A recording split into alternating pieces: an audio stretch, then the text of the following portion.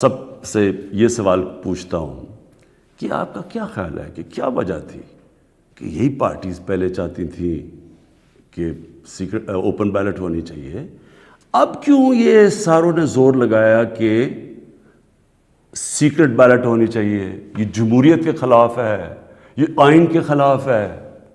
تو پہلے یہ آئین کے خلاف نہیں تھی جب انہوں نے چارٹر آف ڈیموکریسی میں سائن کیا تھا، انہوں نے سینٹ کے اندر یہ بل ایک نکالا ہوا تھا، یہ ایک فورم کے اندر انہوں نے تب بھی کہا ہوا تھا کہ اوپن بیلٹ ہونی چاہیے۔ تو میں آج اپنی قوم کے سامنے یہ رکھتا ہوں کہ یہ کیا ہوا، یہ آپ نے سمجھنا ہے۔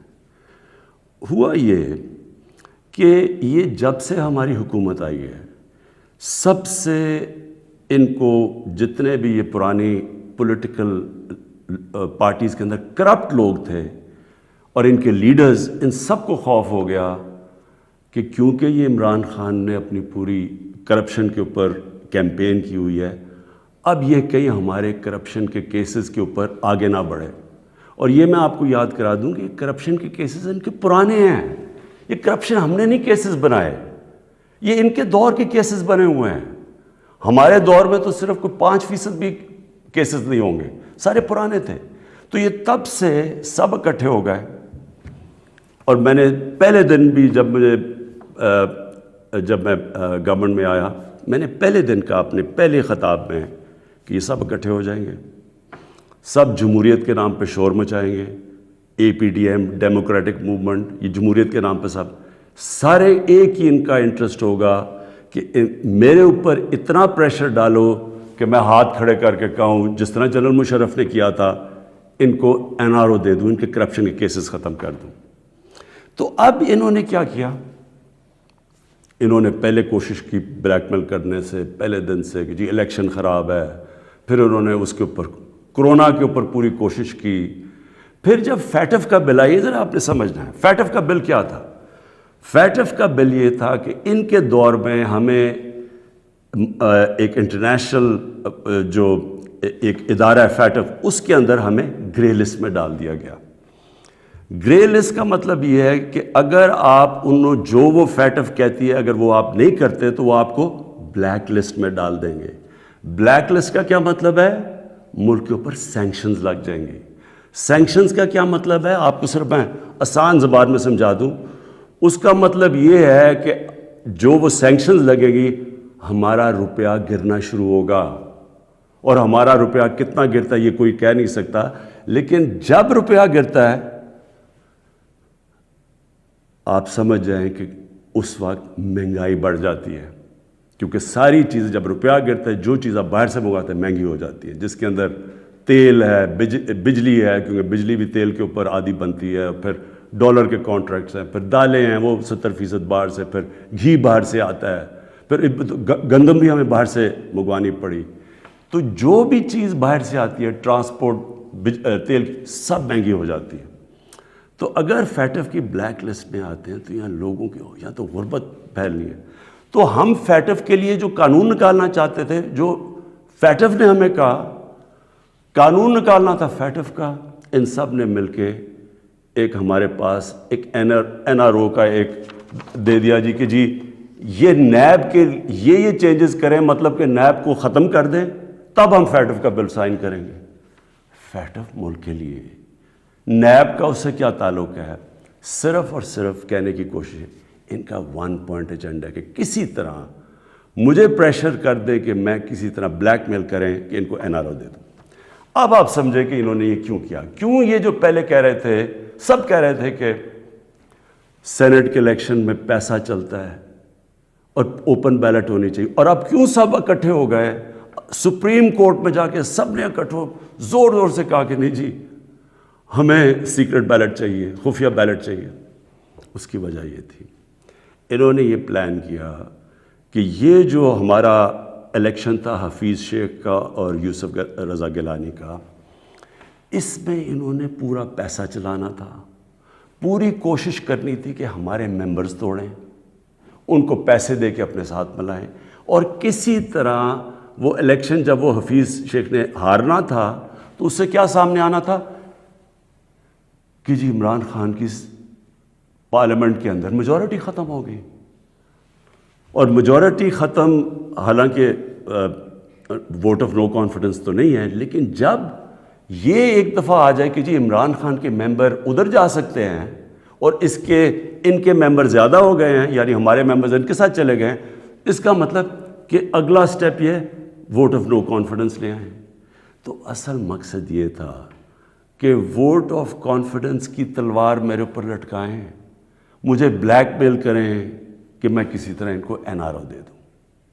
اب میں بتاتا ہوں کہ آگے میں نے کیا قدم لیے، لیکن میں صرف تھوڑا سا اپنی قوم کو، کیونکہ میں یہ ضروری ہے، آپ میں سے کئی نوجوان، ہماری نوجوان آبادی، ان کو پتہ نہیں ہے کہ میری یہ اب 25 سال ہو گئے ہیں، یہ سٹرگل ہے کیا، یہ کیوں تھی۔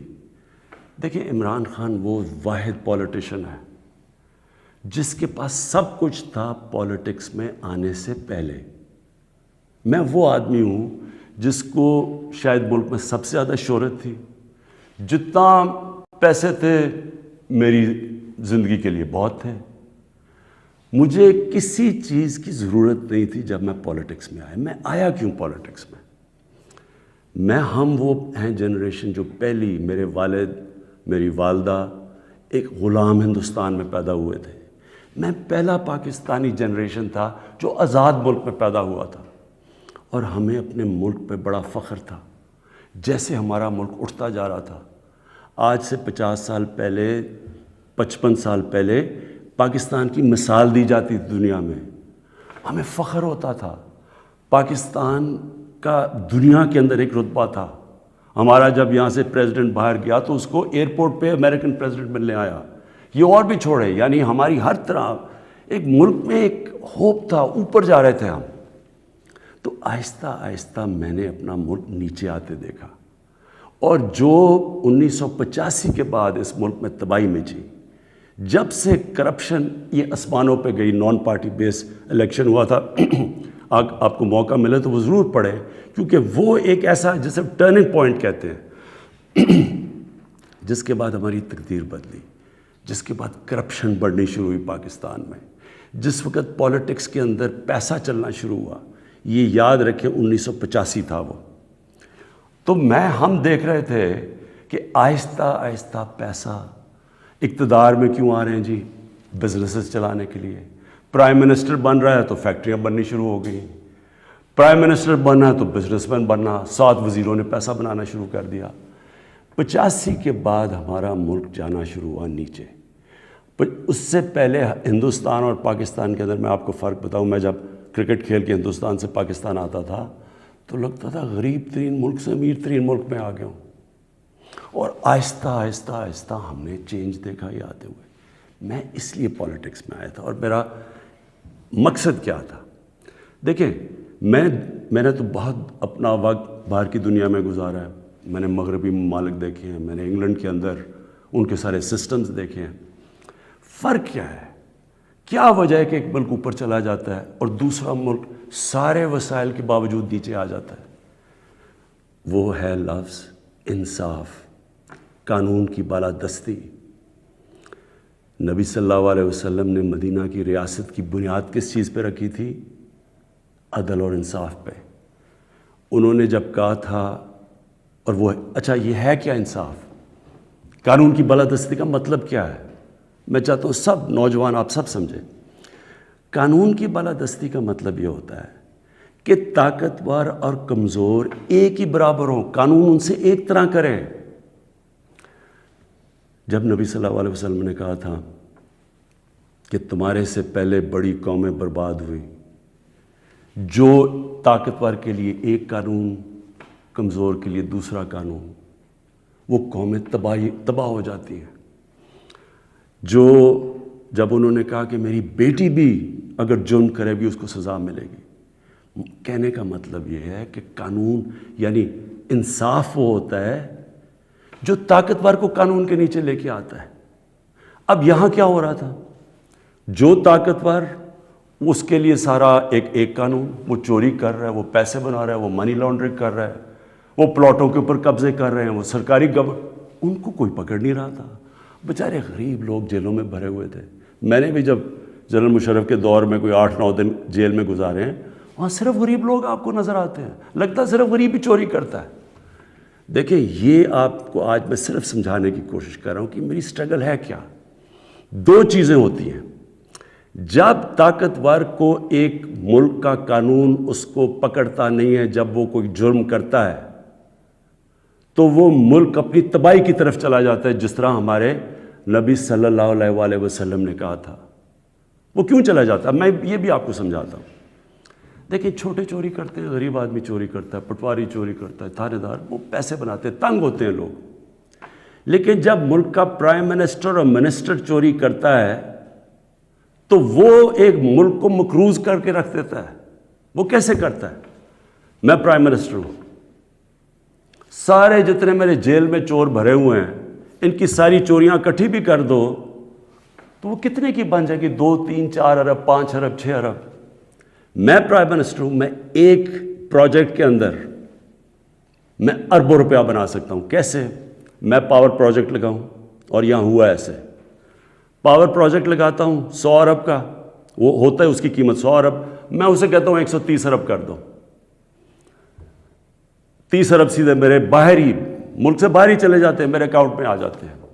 اب وہ جو 30 ارب، سب سے پہلے تو سارے ملک کے چور ملا کے بھی 30 ارب چوری نہیں کرتے، وہ جو جیلوں میں بیچارے ہیں، مشکلوں میں، کوئی بے روزگار ہے، کوئی 100 مسئلے ہوتے ہیں عام آدمی کے، کئی تو ہوتے بھی چور ہیں لیکن کئی بیچارے مجبور بھی ہوتے ہیں، وہ تو جیلوں میں ہیں۔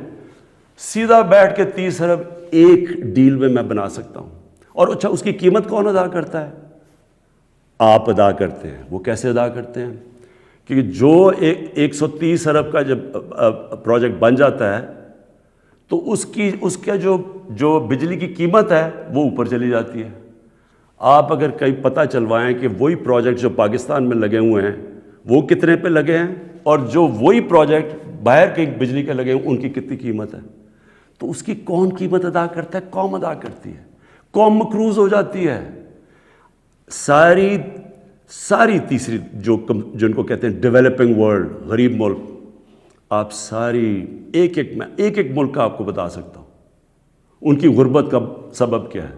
وہاں ان کے بھی پرائم منسٹر بیٹھے ہیں، پریزیڈنٹ بیٹھے ہیں، وزیر بیٹھے ہیں، وہ بھی ملک کا پیسہ چوری کرتے ہیں، پھر ان کو مجبوری باہر بھجوانا پڑتا ہے کیونکہ ملک میں نظر آ جائے گا نا پیسہ، اس لیے وہ پھر باہر، یہ جس طرح یہ چینی والا اور یہ پاپڑ والا، ان کے نام پہ باہر اس لیے بھجوانے پڑتے ہیں کہ پکڑے نہ جائیں۔ اب جب وہ پیسہ باہر جاتا ہے وہ دگنا ملک کو نقصان ہو جاتا ہے۔ آپ کو پتہ ہے ایک یونائٹڈ نیشنز کا ایک ادارہ ہے، میں یہ چاہتا ہوں کہ آپ پورا سمجھیں کہ اس ملک سے یہ تھوڑے سے جو مل کے یہ جو بڑے بڑے مجرم ہیں کر کیا رہے ہیں آپ کے ملک سے۔ یہ ہمارے ملک میں نہیں صرف ہو رہا، یہ غریب ملکوں میں سب میں یہی کہانی ہے۔ جو ایک ادارہ ہے اس کو کہتے ہیں فیکٹ آئی، یہ یونائٹڈ نیشنز کا ادارہ ہے۔ یہ کیا کرتا ہے؟ یہ پوری طرح ریسرچ کرتا ہے کہ غریب ملکوں سے پیسہ امیر ملکوں میں کتنا پیسہ جاتا ہے، یا آف شور اکاؤنٹس میں کتنا جاتا ہے، یا بڑے بڑے لنڈن اور نیو یارک میں بڑے بڑے غریب ملکوں سے لوگ جو گھر خریدتے ہیں وہ اس کی سروے کرتا ہے۔ اس کے مطابق ہر سال 1000 ارب ڈالر غریب ملکوں سے امیر ملکوں میں جاتا ہے، آف شور اکاؤنٹس میں جاتا ہے۔ یہ فیکٹ آئی کی رپورٹ ہے۔ آپ کو پتہ ہے ہمارا سارا 22 کروڑ لوگوں کا بجٹ کتنا ہے؟ مشکل سے 60 ارب ہے۔ ہم 22 کروڑ لوگ جو ہیں، ہمارا سارا بجٹ 60 ارب ہے، تو 1000 ارب غریب ملکوں سے جاتا ہے۔ ایک 10 سال پہلے رپورٹ آئی تھی، پاکستان سے 10 ارب ڈالر منی لانڈرنگ ہو کے ملک سے باہر جاتا ہے۔ تو یہ ہو کیا رہا ہے؟ غریب ملکوں سے پیسہ جا رہا ہے امیر ملکوں میں، غریب ملک غریب ہوتے جا رہے ہیں، غریب ملکوں اور امیر ملکوں میں فاصلے بڑھتے جا رہے ہیں۔ غریب ملک جو پیسہ ان کا ادھر خرچ ہو تاکہ روزگار ملے تو اسکولوں پہ چلے، یا وہاں وہ اس ملک کے اندر اکنامک گروتھ ہو، وہ پیسہ ملک سے باہر چلا جاتا ہے۔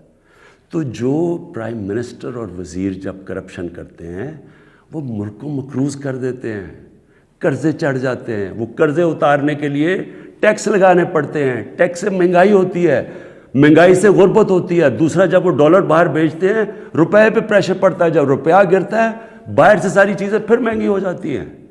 तो ये जो मेरी स्ट्रगल है इसका मकसद क्या था? क्योंकि मैंने तो दुनिया में देखा हुआ था, जो अमीर मुल्क स्विट्ज़रलैंड जो मैंने देखे हैं उन सारों के अंदर कानून की बालादस्ती का मतलब ताकतवर कानून के नीचे है। हमारे मुल्क में आपने तमाशा देखा, जनरल मुशर्रफ, इतनी ताकत उसके पास, फौज उसके नीचे, अदलिया उसके नीचे, ऑपोजिशन वो नहीं, उसने प्रेशर में आके इन दोनों पार्टीज़ को एनआरओ दे दिया। वो एनआरओ की वजह से आज जब हमारी हुकूमत आई है, जितना हम टैक्स का पैसा इकट्ठा करते हैं आधा चला जाता है उनके लिए हुए कर्ज़ों की किस्तों पे। हमने तो अपना बजट बैलेंस कर दिया, हमने तो खर्चे और आमदनी को बैलेंस कर दिया, लेकिन जो कर्ज़ों की किस्तें देनी पड़ती है वो हमारे ऊपर बोझ बढ़ा हुआ है। ये सारी गरीब मुल्कों की यही स्टोरी है। मैं ये आपको इसलिए बता रहा हूँ, आपको पता चले कि इस मुल्क, हम एक गरीब मुल्क नहीं हैं, अल्लाह ने इसको सब कुछ दिया हुआ है, लेकिन कोई दुनिया का मुल्क आगे नहीं बढ़ सकता जिसके ऊपर बैठे हुए ताकतवर उस मुल्क का पैसा निकाल रहे हो बाहर। कोई मुल्क नहीं चल सकता। अब वापस आ जाए सेनेट पे। ये क्यों सेनेट का इलेक्शन इंपॉर्टेंट था? इन्होंने क्यों इतना ज़्यादा जोर लगाया? पता होते हुए कि पैसा चलना है सीक्रेट बैलेट में, ये क्यों सब इकट्ठे होके इन्होंने कोशिश की, ये पूरा ये जो ड्रामा किया है? अगर ओपन बैलेट हो जाती, तहरीक इंसाफ को तो हमें इतनी सीटें मिलनी थी जितनी मिली हैं सेनेट में। हमारा तो ये जो कह रहे हैं ना कि बहुत बड़ा कोई मार्का मार लिया, हमें तो उतनी सीटें मिल गई हैं, हम तो सबसे बड़ी पार्टी बन गए सेनेट में। लेकिन इन्होंने जो सारा ड्रामा किया है वो एक हफीज़ शेख की सीट के ऊपर, और सारा जो पैसा लगाया है, जो यूसुफ रज़ा गिलानी का पैसे बांट रहा था शाम को, लोगों की ज़मीर ख़रीद रहा था, और वो जो मैंने जब अपने MNA से जब मीटिंग की, हमारी ख़वातीन ने हमें बताया कि जी हमें कॉल करके ऑफर्स मिल रही थी। कोई हमारी पुरानी PTI की वो कॉल करके कह रही थी 2 करोड़ से बोली लग रही थी। अब मैं इलेक्शन कमीशन से थोड़ा बात करना चाहता हूँ। देखिए, इलेक्शन कमीशन आपका बहुत बड़ा रोल है, आपकी सबसे बड़ी जिम्मेदारी साफ़ और शफाफ इलेक्शन है। ये आपकी आईनी जिम्मेदारी है। पहले तो मुझे ये नहीं समझ आई कि आपने अदालत में क्यों जाके कहा कि जी खुफिया बैलेट होनी चाहिए। मुझे ये बताएं, कोई आइन इजाज़त देता है चोरी करने की, रिश्वत देने की? कोई आइन इजाज़त देता है जो 30 साल से हो रहा है? फिर जब आपको सुप्रीम कोर्ट ने मौका दिया, क्या उन्होंने आपको कहा कि हाँ उस दिन सीक्रेट बैलेट करवा लो, लेकिन उसके बाद उनकी आइडेंटिफिकेशन रखो बैलेट की कि हम मसलन आज पता चलवाना चाहते हैं जी हमारे 15-16 लोग जो बिके हैं, मैं वर्ड यूज़ कर रहा हूँ बिके हैं, हमें पता तो चले वो कौन है। आपने उन मुजरिमों को भी बचा लिया ये सीक्रेट बैलेट करवा के, आपने हमारी जमहूरियत को नुकसान पहुँचाया है। मुझे बताइए कौन सी जमहूरियत है जिधर पैसे दे के कोई सेनेट बनता है? ये जमहूरियत है? जमहूरियत का तो मतलब होता है इलेक्शन से लोग ऊपर आते हैं, ये पैसे दे के ऊपर आने का ये जमहूरियत है? दूसरा मुझे बताएं कि जो हमारे बच्चे हैं, हमारा एक नौजवान आबादी है, अब हम क्या उनके लिए मिसाल सेट कर रहे हैं? सारे मुल्क के सामने पैसे चल रहे हैं, वो वीडियो चल रही है पैसे की।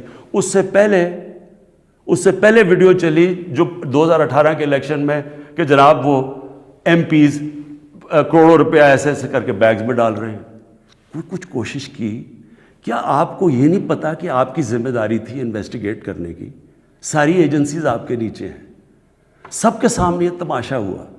मुझे ये बताएं कि जब एक मुल्क की लीडरशिप, ये लीडरशिप है सेनेट की, जब ये रिश्वत देगी और रिश्वत लेगी तो आप क्या कहेंगे कि पटवारी और थानेदार वो ठीक हो जाएगा?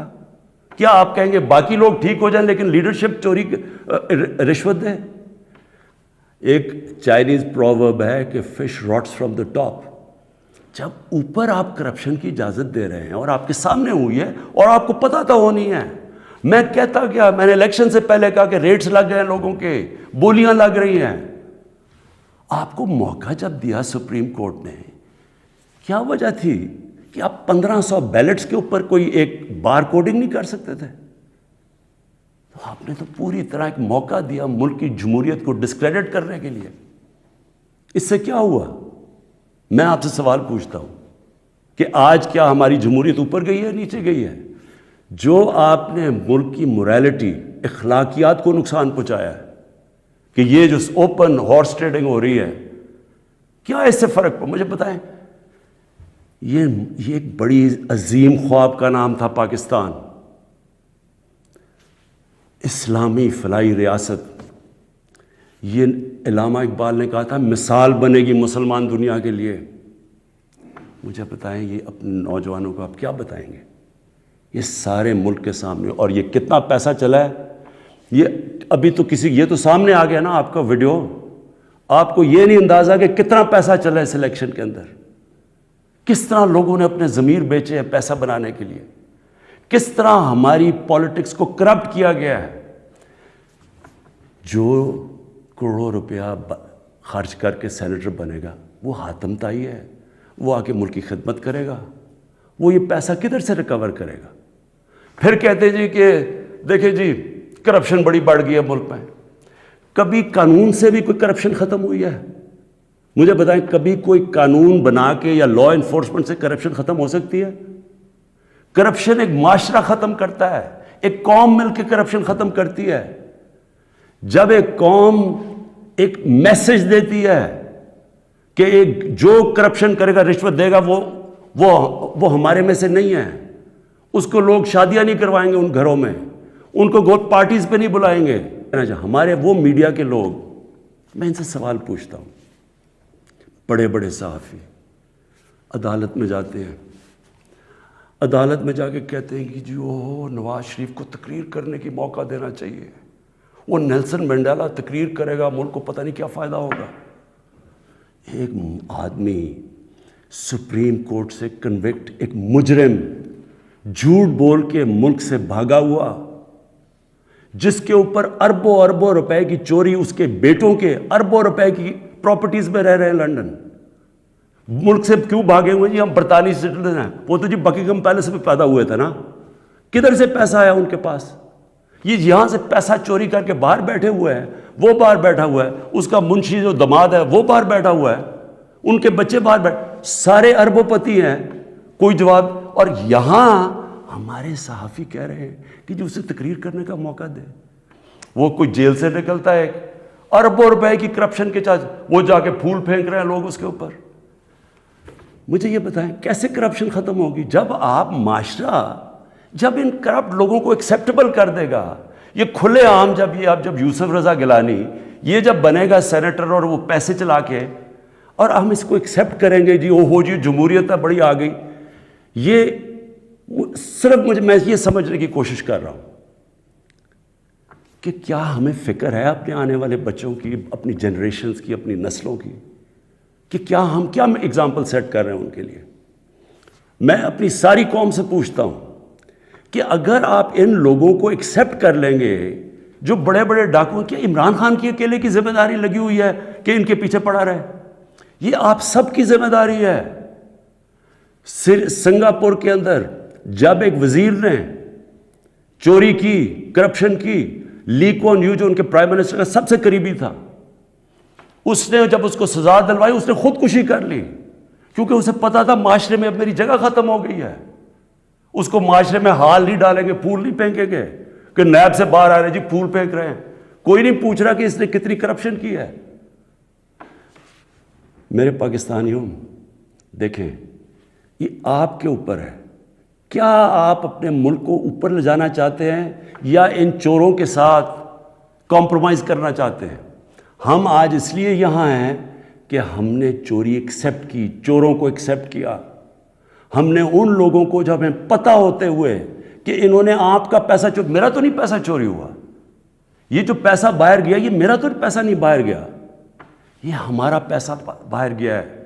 یہ کانٹریکٹس کے اوپر پیسہ بناتے ہیں، ہر چیز کے اوپر. سڑک جو بنی ہوتی ہے 1 ارب روپے میں، وہ بناتے ہیں 1.5 ارب روپے میں، باقی پیسہ ان کی جیب میں. اور وہ سارا آپ ساری قوم جو ہمارے اوپر قرضے چڑھے ہوئے ہیں، پیچھے تو جائیں یہ قرضے چڑھے کیسے ہیں. کون سی قوم آگے بڑھ سکتی ہے؟ ایک مجھے قوم بتائیں، ایک ملک بتائیں، ایک مجھے ملک بتائیں جس کے پرائم منسٹر اور وزیر چوری کر رہے ہوں اور وہ ملک ترقی کر رہا اور خوشحالی ہو. ایک ملک مجھے بتا دیں. اور جو ملک سزا اور جزا نہیں کرتا، طاقتور کو سزا نہیں دیتا، وہ طاقتور جو مرضی کرے، وہ اچھا وہ بدقسمتی سے ان کو وی آئی پیز کی طرح ٹریٹ کیا جاتا ہے. جیلوں میں بھی وہ وی آئی پی ہیں.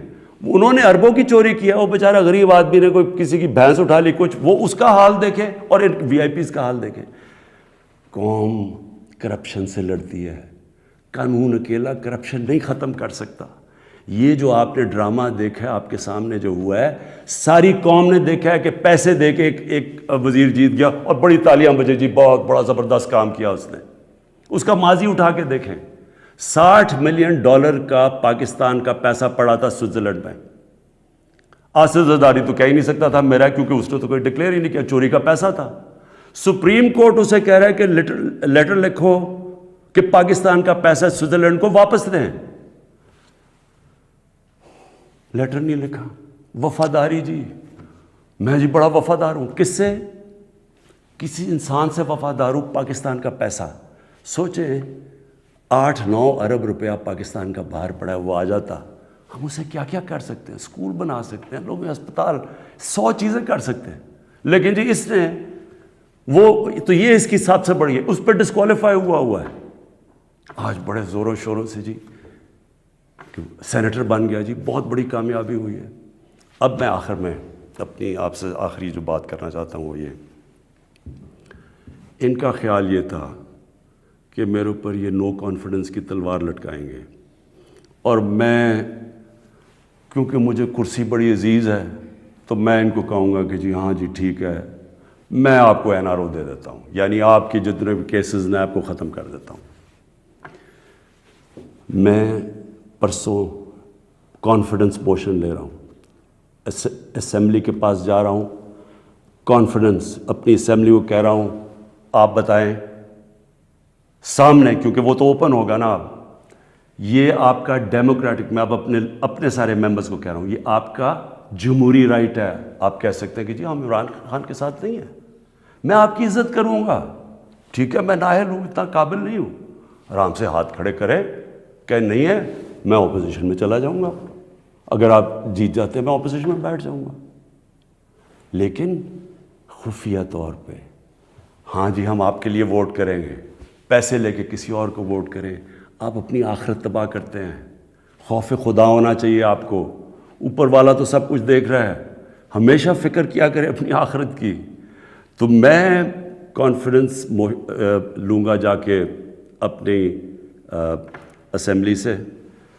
اور میں آپ کو یہ بتا دوں، یہ اب میں ذرا مخاطب ہوں، یہ جو سارے پی ڈی ایم کے جتنے یہ بڑے بڑے جو ان کے جو یہ جو بڑے بڑے کیا ہیں، یہ جو بھی ہیں، آپ سب کو میرا یہ پیغام ہے. دیکھیں مجھے اگر پاور میری جاتی ہے مجھے کیا فرق پڑتا ہے؟ میں نے کوئی فیکٹریاں بنائی ہیں آ کے، میں نے کوئی اپنے رشتہ داروں کو کئی بڑے بڑے عہدے دیے ہیں، میں تو کوئی باہر جا کے یہاں پیسے نکال کے تو بڑے بڑے کوئی مے فیئر میں نے کوئی بڑے بڑے گھر لے لیے ہیں. میں تو اپنے گھر میں رہتا ہوں، سوائے حکومت کا میرے اوپر پیسہ ایک ٹریول پہ اور ایک سیکیورٹی پہ، اس کے علاوہ سارے خرچے میں اپنے برداشت کرتا ہوں. سارے میرے ٹریول دیکھے، جب میں باہر گیا ہوں 10 گنا کم پیسہ خرچ کیا میں نے ٹریول میں، کیونکہ مجھے یہ نہیں کہ میں آپ کو کہہ رہا ہوں، مجھے خوف خدا ہے. میرے ملک میں بھوک ہے، مشکل وقت سے ملک گزر رہا ہے، میں اپنے ملک کا پیسہ بچاتا ہوں. میری زندگی میں کوئی فرق نہیں پڑے گا اگر میں اقتدار میں نہ ہوں، کوئی میری زندگی میں نہیں فرق پڑے گا. لیکن آپ سب کے لیے میرا پیغام ہے، میں چاہے اپوزیشن میں بیٹھوں چاہے اسمبلی سے بھی باہر ہو جاؤں، میں نے آپ میں سے کسی کو نہیں چھوڑنا جب تک آپ اس ملک کا پیسہ واپس نہیں کریں گے. میں اگر باہر بھی ہو جاؤں، میں اس قوم کے لوگوں کو نکالوں گا. یہ جو قوم ہے یہ اپنا جب ملک کا پیسہ چوری ہوتا ہے اس کو بچانے کے لیے نکلے گی. چوروں کے پیسے کو بچانے کے لیے قوم نہیں نکلتی جو آپ نے جتنی کوشش کر لی ہے. میں آپ کو پبلک نکال کے دکھاؤں گا. مجھے کوئی فرق نہیں پڑتا میری زندگی کو. ملک کے لیے جب تک میں زندہ ہوں میں اس ملک میں قانون کی بالادستی کے لیے اپنے ملک کے اندر یہ لوگ جو کہ میں ان کو ملک کے غدار کہتا ہوں, جو چوری کر کے پیسہ باہر لے کے جاتے ہیں, میں ان کا مقابلہ کرتا رہوں گا. اور میرا یہ ایمان ہے کہ اللہ اس ملک کو بڑا اچھا وقت دکھانے والا ہے. مجھے یہ میرا ایمان ہے کہ یہ ملک ایک عظیم ملک بنے گا, اور یہ بنے گا ہی تب جب یہ سارے بڑے بڑے ڈاکو جیلوں میں ہوں گے. پاکستان پائندہ باد.